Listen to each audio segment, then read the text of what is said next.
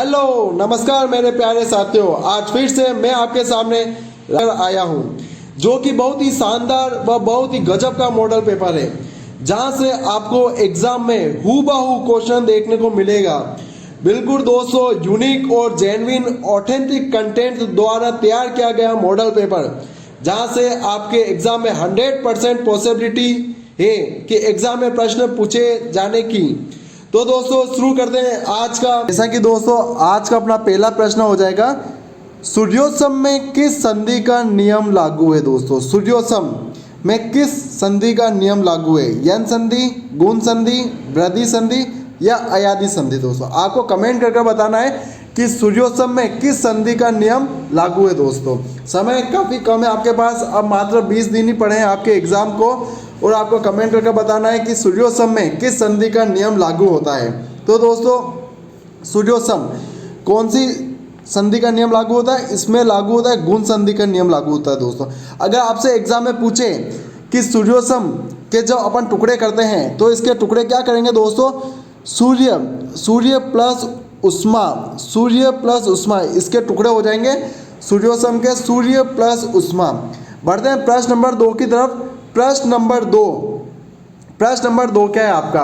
पुनः जन्म शब्द का सही संधि विच्छेद है। आपके सामने ऑप्शन दे रखे हैं 4, और पुनः जन्म का सही संधि विच्छेद आपको बताना है। दोस्तों कमेंट करके बताओ कि पुनः जन्म शब्द का सही संधि विच्छेद क्या होगा। दोस्तों बताओ दोस्तों, ए होगा, बी होगा, सी होगा या डी होगा?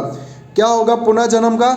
तो सही हो जाएगा पुनः जन्म का सही संधि विच्छेद हो जाएगा ऑप्शन नंबर ए, पुनः प्लस जन्म, पुनः प्लस जन्म। दोस्तों आपको कमेंट करके बताना कि पुनः जन्म में कौन सी संधि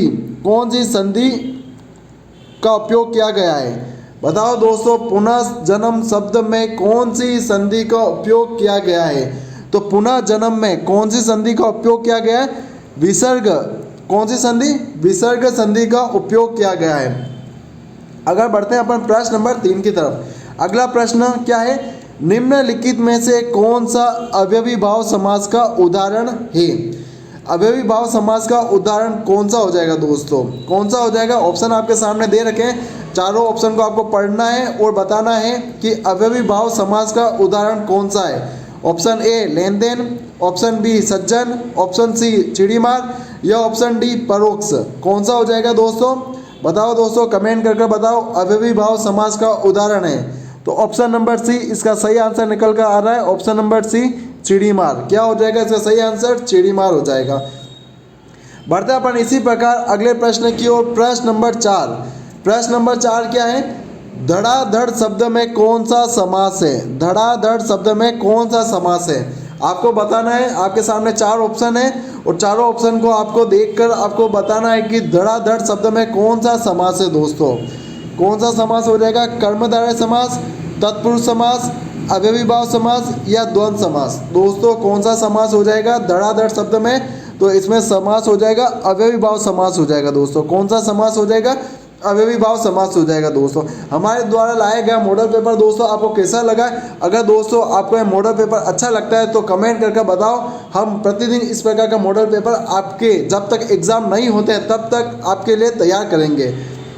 बढ़ते हैं प्रश्न नंबर 5। अन्वेक्षण शब्द में उपसर्ग है। दोस्तों अन्वेक्षण शब्द में उपसर्ग है, कौन सा उपसर्ग है अन्वेक्षण में? अन, अनु, उप या अ? कौन सा हो जाएगा दोस्तों? तो अन्वेक्षण में अनु उपसर्ग होगा। दोस्तों कौन सा उपसर्ग होगा? अनु उपसर्ग। प्रश्न में अगर एग्जाम में आपसे पूछे कि अन्वेक्षण में कौन सी संधि है, दोस्तों आपसे प्रश्न पूछे एग्जाम में अन्वेक्षण में कौन सी संधि है, तो आप क्या बताएंगे? अन्वेक्षण में यन संधि है। दोस्तों आपको यह भी याद रखना है कि अन्वेक्षण में कौन सी संधि है? यन संधि है, जबकि उपसर्ग कौन सा है? अनु उपसर्ग है। प्रश्न नंबर 6। अगला प्रश्न है प्रश्न नंबर 6। तैराक शब्द में प्रत्यय है। तैराक शब्द में कौन सा प्रत्यय है? आका प्रत्यय या बी अक प्रत्यय या ऑप्शन नंबर सी आक प्रत्यय या option number D none of this, इनमें से कोई नहीं। तो कौन सा प्रत्यय हो जाएगा तैराक शब्द में? बताओ दोस्तों, तैराक शब्द में कौन सा प्रत्यय हो जाएगा? तो तैराक शब्द में आक प्रत्यय हो जाएगा। कौन सा प्रत्यय हो जाएगा? तैराक में आक प्रत्यय हो जाएगा। तेर प्लस आक, तैराक शब्द में कौन सा प्रत्यय हो जाएगा? आक प्रत्यय हो जाएगा। बढ़ते हैं प्रश्न नंबर 7 की तरफ। प्रश्न नंबर 7 क्या है अपना? अचीर और अजीर, अचीर और अजीर शब्द युग्म का सही अर्थ क्या होगा? आपको बताना है अचीर और अजीर शब्द का शब्द युग्म का सही अर्थ क्या होगा। ऑप्शन आपके सामने दे रखे हैं, क्या होगा दोस्तों? तो इसका सही आंसर हो जाएगा, बताओ, कमेंट करके आपको बताना है कि अचीर और अजीर शब्द का सही अर्थ क्या होगा दोस्तों। क्या हो जाएगा इसका? ऑप्शन नंबर बी इसका 100% सही आंसर हो जाएगा। ऑप्शन नंबर बी, अचीर का तो हो जाएगा शीघ्र और अजीर का हो जाएगा नवीन या आंगन। तो ऑप्शन नंबर बी इसका करेक्ट आंसर हो जाएगा शीघ्र और नवीन आंगन। बढ़ते हैं प्रश्न नंबर 8 की तरफ। निम्नलिखित में से कौन सा शब्द विद्युत का पर्यायवाची नहीं है दोस्तों? प्रश्न सही पढ़ना दोस्तों, नहीं पूछा है ना आपसे, जल्दी के चक्कर में दोस्तों आप नहीं को मत देखना मत भूलना दोस्तों। तो जो पर्यायवाची शब्द है उसमें नहीं को आप देखना दोस्तों क्या है। तो निम्नलिखित में से कौन सा शब्द विद्युत का पर्यायवाची नहीं है? ऑप्शन आपके सामने दे रखे हैं 4, चपला, कोदंड, तड़ित या सोदामणि दोस्तों। कौन सा हो जाएगा विद्युत का पर्यायवाची नहीं है दोस्तों? देखो, चपला, तड़ित और सोदामणि, चपला, तड़ित ये तो सभी विद्युत के पर्यायवाची है, लेकिन ये जो कोदंड है, कोदंड ये किसका पर्यायवाची? ये धनुष का पर्यायवाची है दोस्तों। किसका पर्यायवाची है? धनुष का पर्यायवाची है। अगला प्रश्न नंबर 9, अतिवृष्टि का सही विलोम क्या है? अतिवृष्टि का सही विलोम क्या है? बंजर, अनावृष्टि, शुष्क या बहुवृष्टि? क्या हो जाएगा अतिवृष्टि का सही विलोम? बताओ दोस्तों, कमेंट करके बताओ कि प्रश्न नंबर 9 का सही आंसर क्या हो जाएगा अतिवृष्टि का सही विलोम। तो इसका सही आंसर हो जाएगा ऑप्शन नंबर बी, अनावृष्टि। क्या हो जाएगा? ऑप्शन नंबर बी, अनावृष्टि। अगला प्रश्न नंबर 10, परिवार के साथ है जो वाक्यांश के लिए उपयुक्त शब्द होगा। परिवार के साथ है वाक्यांश के लिए उपयुक्त शब्द होगा। परिवार सहित, सपरिवार, सहपरिवार या उपयुक्त सभी? क्या हो जाएगा दोस्तों, बताओ। तो इसका ऑप्शन नंबर बी सही हो जाएगा, सहपरिवार। क्या हो जाएगा? सहपरिवार यानी परिवार के साथ। प्रश्न नंबर 11, शुद्ध वर्तनी शब्द का चयन करना है। आपके सामने 4 ऑप्शन दे रखे हैं और 4 ऑप्शन को देखकर आपको बताना है कि कौन सा शब्द शुद्ध लिखा गया है दोस्तों। कौन सा शब्द शुद्ध लिखा गया है, कौन सा हो जाएगा? तो ऑप्शन नंबर सी इसका सही हो जाएगा, उपयुक्त। कौन सा हो जाएगा? ऑप्शन नंबर सी सही हो जाएगा, उपयुक्त। प्रश्न नंबर 12, निम्नलिखित में से कौन सा वाक्य शुद्ध है? कौन सा वाक्य शुद्ध है? पहला हो जाएगा, हमें चरखा चलाना चाहिए या तलवार एक उपयोगी अस्त्र है। ऑप्शन नंबर सी, माताजी ने मुझको बुलाया। या ऑप्शन नंबर डी, दूध में कौन गिर गया। तो क्या हो जाएगा दोस्तों ऑप्शन नंबर 12 का? ऑप्शन नंबर ए हो जाएगा, हमें चरखा चलाना चाहिए। क्या हो जाएगा? ऑप्शन नंबर ए, हमें चरखा चलाना चाहिए। बढ़ते हैं प्रश्न नंबर 13 की तरफ। प्रश्न नंबर 13, निम्नलिखित में से किस वाक्य में मुहावरे का सही प्रयोग हुआ है दोस्तों? निम्नलिखित में से किस वाक्य में मुहावरे का सही प्रयोग हुआ है दोस्तों? आप कमेंट करके बताओ कि प्रश्न नंबर 13 का सही आंसर क्या है दोस्तों। तब तक हम आपको दोस्तों इस प्रकार का मॉडल पेपर हमेशा कराएंगे। और अगर आपने चैनल अभी तक सब्सक्राइब नहीं किया दोस्तों, तो अभी जाकर चैनल को लाइक और शेयर करना ना भूलें दोस्तों। और कमेंट करके बताओ दोस्तों कि हमारे द्वारा लाया गया मॉडल पेपर आपको कैसा लगा दोस्तों। तो प्रश्न नंबर 13 का सही आंसर हो जाएगा कि मौका चूक जाने पर बेचारा हाथ मलता रह गया। ऑप्शन नंबर सी इसका सही हो जाएगा, मौका चूक जाने पर बेचारा हाथ मलता रह गया। प्रश्न नंबर 14, वही मियाँ दरबार में वही चूल्हे के पास, लोकोक्ति का अर्थ क्या होगा दोस्तों? ऑप्शन आपके सामने दे रखा है। पहला ऑप्शन हो जाएगा, एक व्यक्ति को कई काम करने पड़ते हैं। या ऑप्शन नंबर बी, अनावश्यक कार्यों में उलझना। या ऑप्शन नंबर सी, बहुत धीमी गति से कार्य करना। या ऑप्शन नंबर डी, इनमें से कोई नहीं दोस्तों। क्या हो जाएगा? क्या हो जाएगा? तो प्रश्न नंबर 14 का सही आंसर हो जाएगा, एक व्यक्ति को कई काम करने पड़ते हैं। क्या होता है? एक व्यक्ति को कई काम करने पड़ते हैं। तो ऑप्शन नंबर ए इसका सही आंसर हो जाएगा कि एक व्यक्ति को कई काम करने पड़ते हैं। प्रश्न नंबर 14 का सही आंसर है ऑप्शन नंबर ए। बढ़ते हैं प्रश्न नंबर 15 की तरफ। प्रश्न नंबर 15, कम्युनिके का सही शब्द क्या है दोस्तों? आपको बताना है कम्युनिके का सही पारिभाषिक हिंदी शब्द क्या होगा? कम्युनिके का अनुज्ञप्ति, विज्ञापन, अनुज्ञापन या विज्ञप्ति दोस्तों। क्या हो जाएगा दोस्तों? अनुज्ञप्ति की बात करें दोस्तों, अनुज्ञप्ति का अर्थ होता है लाइसेंस। क्या अर्थ होता है? लाइसेंस अर्थ होता है। इसका अर्थ क्या होता है? अनुज्ञप्ति का लाइसेंस। विज्ञापन का अर्थ होता है advertisement. Advertisement ADVERTISMENT advertisement. Advertisement होता है विज्ञापन का अर्थ, जबकि अनुज्ञापन का अर्थ होता है, क्या होता है? लाइसेंसिंग। LICENSING ये होता है अनुज्ञापन का अर्थ। विज्ञप्ति का अर्थ होता है दोस्तों कम्युनिके। विज्ञप्ति का अर्थ होता है दोस्तों कम्युनिके। तो प्रश्न नंबर 15 का सही आंसर हो जाएगा कम्युनिके का अर्थ होता है विज्ञप्ति, जबकि विज्ञापन का अर्थ होता है एडवर्टाइजमेंट, अनुज्ञप्ति का अर्थ होता है लाइसेंस और अनुज्ञापन का अर्थ होता है licensing.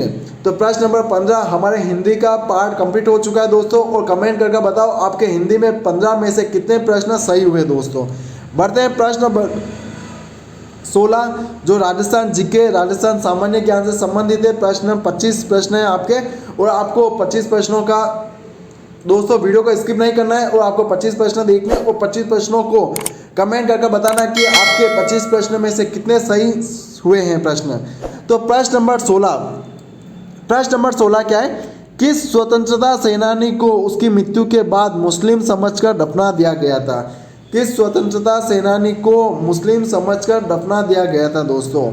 Option A Sagarmal Gopa, या ऑप्शन बी अर्जुनलाल सेठी, या ऑप्शन सी प्रताप सिंह बारड़, या option number D Manikyalal Verma. दोस्तों कौन सा हो जाएगा इसका सही आंसर? कमेंट करके बताओ दोस्तों। प्रश्न नंबर 16 का सही आंसर क्या होगा? तो ऑप्शन नंबर बी इसका सही आंसर हो जाएगा अर्जुनलाल सेठी। अर्जुनलाल सेठी को मुस्लिम समझकर दफना दिया गया था दोस्तों। अर्जुनलाल सेठी जिनका जन्म हुआ था जयपुर में हुआ था दोस्तों। बढ़ते हैं प्रश्न नंबर 17 की तरफ।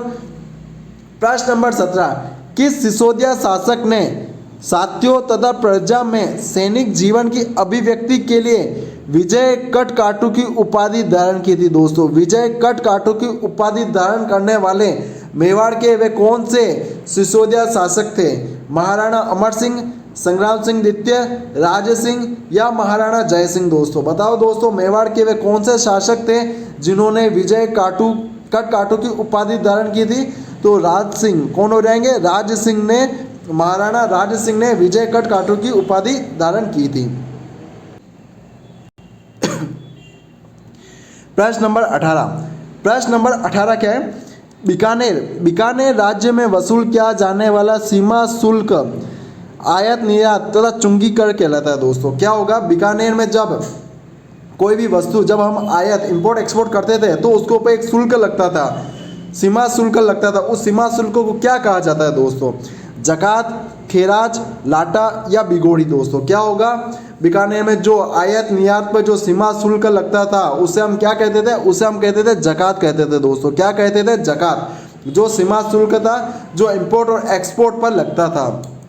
प्रश्न नंबर 19 सन 1942 में जब महात्मा गांधी ने आमरण अनशन किया था तो उनके समर्थन में राजस्थान के किस स्वतंत्रता सेनानी ने 13 दिन तक उपवास किया था? आपको बताना राजस्थान का कौन सा स्वतंत्र सेनानी था जिसने 13 दिन तक महात्मा गांधी के साथ आमरण अनशन किया था 1942 में? कौन हो जाएगा? नेताराम सिंह जी, मास्टर भोलेनाथ, शोभाराम, या जमनालाल बजाज। दोस्तों कौन हो जाएगा? शोभाराम जी हो जाएंगे दोस्तों। शोभालाल जी हो जाएंगे। कौन हो जाएंगे? जिन्होंने 13 दिन तक उपवास किया था महात्मा गांधी के साथ 1942 में आमरण अनशन में। तो शोभाराम इसका सही आंसर निकल कर आ रहा है दोस्तों, ऑप्शन नंबर सी शोभाराम। बढ़ते हैं प्रश्न नंबर 20। प्रश्न नंबर 20 क्या है? गटियाला के शिलालेख राजस्थान के किस जिले से प्राप्त हुआ है? आपको बताना है कि गटियाला का शिलालेख राजस्थान के किस जिले में मिला है? जोधपुर में, बीकानेर में, चित्तौड़गढ़ में, या बाड़मेर में? कौन सा हो जाएगा दोस्तों इसका सही आंसर? गटियाला का शिलालेख अपने जोधपुर जिले से प्राप्त हुआ है। प्रश्न नंबर 21 क्या है? राजस्थान राजस्व परिषद का मुख्यालय कहाँ पर स्थित है? ऑप्शन आपके सामने दे रखे, अजमेर, जयपुर, जोधपुर, बीकानेर। राजस्थान राजस्व परिषद का मुख्यालय कहाँ पर स्थित है? बताओ दोस्तों, कमेंट कर आपको बताना है प्रश्न नंबर 21 का सही आंसर। बताओ दोस्तों, समय आपके पास बहुत कम है, मात्र 20 दिन ही पड़े हैं आपकी तैयारी को, एग्जाम को। तो क्या हो जाएगा? राजस्थान राजस्व परिषद का मुख्यालय अजमेर में स्थित है। कहाँ पर स्थित है दोस्तों? अजमेर में स्थित है। कहाँ पर स्थित हो जाएगा? अजमेर में। प्रश्न नंबर 22 फतेहजंग गुम्बद स्थित है। फतेहगंज गुम्बद कहाँ पर स्थित है? अलवर में, जयपुर में, अजमेर में, या धौलपुर में? कहाँ पर स्थित हो जाएगा दोस्तों? फतेहगंज गुम्बद कहाँ पर स्थित है? तो यह हो जाएगा अजमेर में। कहाँ पर स्थित है? अजमेर में स्थित है। तो फतेहगंज गुम्बद स्थित कहाँ पर स्थित है? अजमेर में स्थित है। बढ़ते हैं अगले प्रश्न की ओर। अगला प्रश्न क्या है अपने? प्रश्न नंबर 23। राजस्थान के वे लोक देवता जिनका जन्म तो राजस्थान के कोलूमंड फलोदी जोधपुर में हुआ था, लेकिन हिमाचल प्रदेश में वह बालकनाथ के रूप में पूजे जाते हैं दोस्तों। हिमाचल प्रदेश में बालकनाथ के रूप में पूजे जाते हैं बालकनाथ, जिनका जन्म जोधपुर के फलोदी में हुआ था और अब वह पूजे जाते हैं। कि कौन से लोक देवता पूजे जाते हैं दोस्तों? रूपनाथ जी, इलोजी, मामादेव या देव बाबा दोस्तों। कौन पूजे जाते हैं? रूपनाथ जी पूजे जाते हैं दोस्तों। कौन? रूपनाथ जी दोस्तों। रूपनाथ जी जिनका जन्म होता फलोदी में होता और फलोदी अब स्वतंत्र जिला बन चुका है दोस्तों। फलोदी क्या है? एक स्वतंत्र जिला बन चुका। आपको ये याद रखना है, फलोदी स्वयं एक स्वतंत्र जिला है, अब जोधपुर में नहीं आता है। फलोदी स्वयं एक स्वतंत्र जिला बन चुका है। और रूपनाथ जी जिनका जन्म फलोदी में हुआ था, आपको ये भी याद रखना है। प्रश्न नंबर 24 क्या है? नाथूराम पोदार की हवेली, सेठ हीरालाल बनारसी लाल की हवेली, सेठ जयदयाल कोड़िया की हवेली तथा सीताराम सिंगातिया की हवेली का शिल्प बेजोड़ कहाँ पर स्थित है? बिसाऊ में, जोधपुर में, नवलगढ़ में या जैसलमेर में? बताओ दोस्तों, कमेंट करके बताओ कि ऑप्शन नंबर ए या ऑप्शन नंबर बी या ऑप्शन नंबर सी या डी सही होगा दोस्तों।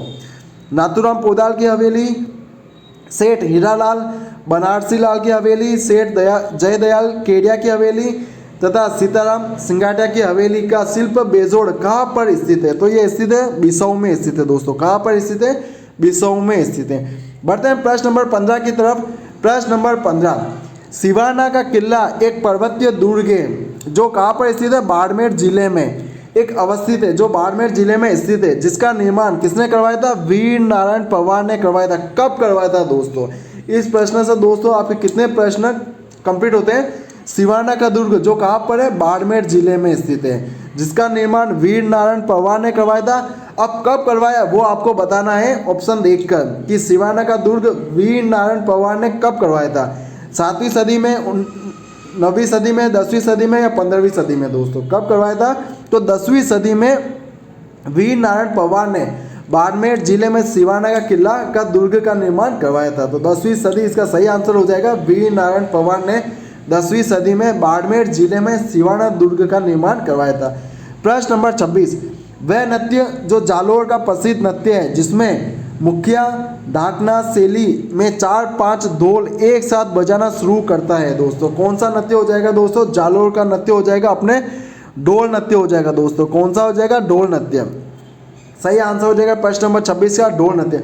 जबकि बम नृत्य अपने कहाँ पर किया जाता है? अलवर ए और बी, अलवर और भरतपुर में किया जाता है।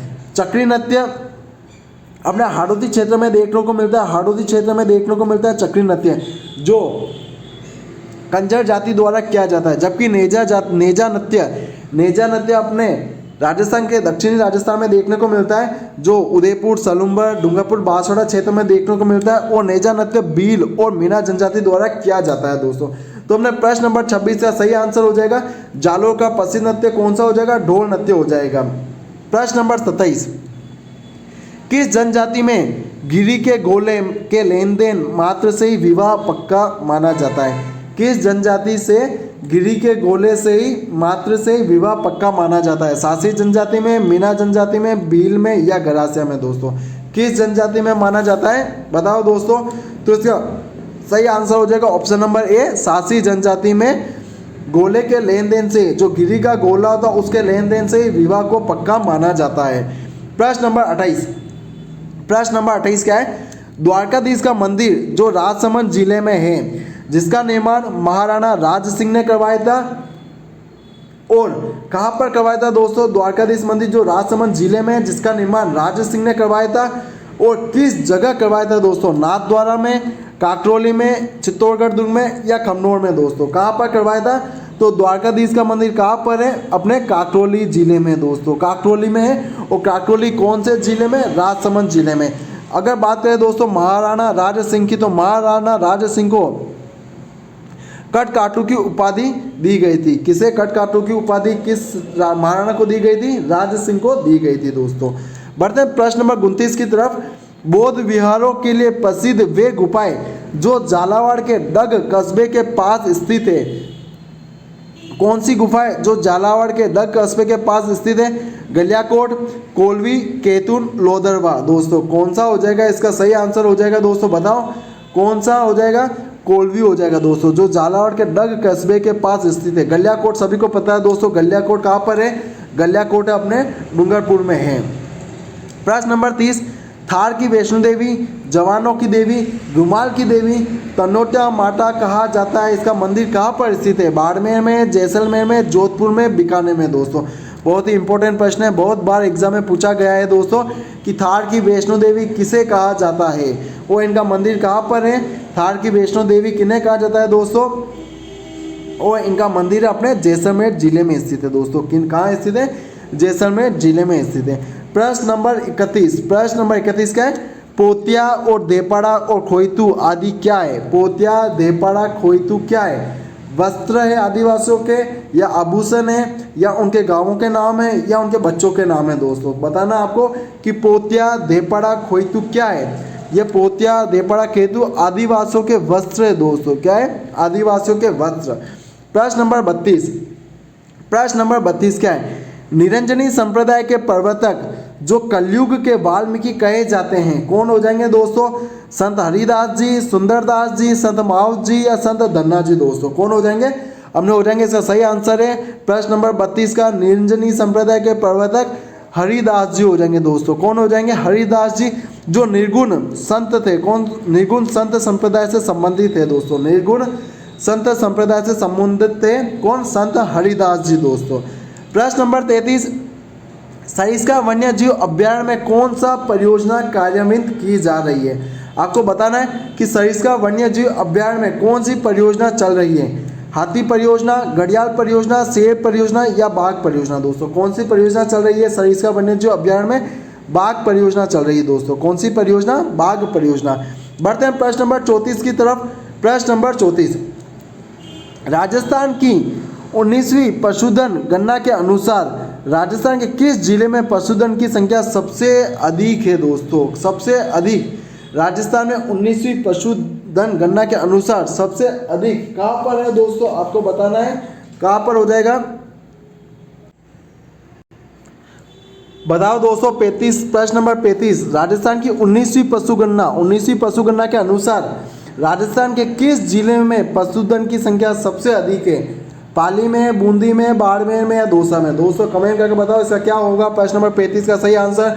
19वीं पशुगणना के अनुसार राजस्थान के किस जिले में पशुओं की संख्या सबसे अधिक है दोस्तों? तो कौन से जिले में हो जाएगा दोस्तों? बाड़मेर में। बाड़मेर में सबसे अधिक है पशुओं की गणना।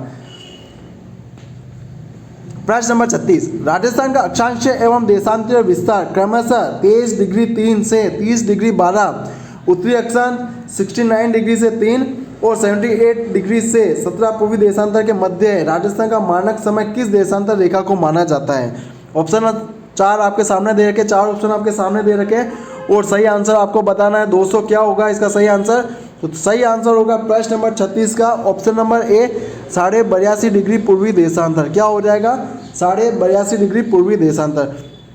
बढ़ते हैं प्रश्न नंबर 37 की तरफ। प्रश्न नंबर 37, वह नदी जो मध्य प्रदेश से निकलकर राजस्थान के दक्षिण से प्रवेश करके पश्चिम में प्रवाहित होकर पुनः दक्षिण की ओर मुड़ जाती है, कि वह नदी जो राजस्थान में प्रवेश करती है और पुनः मुड़ जाती है, वह नदी कौन सी है? लूनी नदी, गंभीर नदी, माही नदी, या पार्वती नदी? दोस्तों कौन सी नदी हो जाएगी?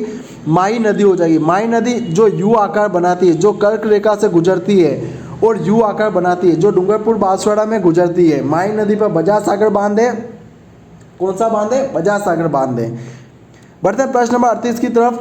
राजस्थान में पाया जाने वाला निम्नलिखित में से कौन सा खनिज जो भारत में इस खनिज के उत्पादन में 100% योगदान राजस्थान का ही है? यानी 100% योगदान किसका है? राजस्थान का। 100% योगदान राजस्थान का, यानी राजस्थान में यह खनिज पाया जाता है और कहीं पर यह खनिज नहीं पाया जाता है। कौन सा? वोलेस्टोनाइट, जिप्सम, एस्बेस्टोस, या रॉक फॉस्फेट? तो दोस्तों कौन सा हो जाएगा? ऑप्शन नंबर ए, वोलेस्टोनाइट, जो सिर्फ राजस्थान में ही पाया जाता है 100%।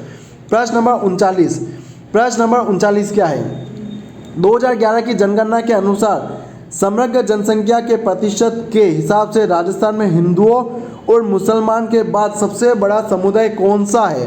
हिंदू और मुसलमान के बाद सबसे बड़ा समुदाय कौन सा है? सिख, जैन, ईसाई या बौद्ध? कौन सा हो जाएगा दोस्तों? हिंदू और मुसलमान के बाद सबसे बाद जनसंख्या सबसे बड़ा समुदाय हो जाएगा अपने सिख हो जाएगा दोस्तों। क्या हो जाएगा? Option number A Sikh. प्रश्न नंबर 40 आज का लास्ट प्रश्न हो जाएगा दोस्तों। किस वर्ष में सूरतगढ़ तापीय विद्युत केंद्र थर्मल पावर स्टेशन की पहली इकाई ने अपना वाणिज्यिक संचालन ऑपरेशन आरंभ कर दिया गया था? फरवरी 99 में, मार्च 2000 में, जनवरी 2001 में या फरवरी 2002 में? कब क्या गया था दोस्तों? तो फरवरी 99 में सूरतगढ़ तापीय विद्युत केंद्र ने थर्मल पावर स्टेशन अपना पहली इकाई का वाणिज्य संचालन प्रारंभ कर दिया गया था। दोस्तों आप कमेंट करके बताओ आपके हिंदी प्लस राजस्थान जीके में 40 प्रश्नों में से कितने प्रश्न सही हुए दोस्तों। और ऐसे वीडियो को हमेशा प्राप्त करने के लिए दोस्तों वीडियो को कमेंट में लिखकर बताओ कि हमारे द्वारा लाया गया मॉडल पेपर आपको कैसा लगा दोस्तों। अगर पसंद आया हो तो दोस्तों लाइक और सब्सक्राइब करना ना भूलें दोस्तों। जय हिंद।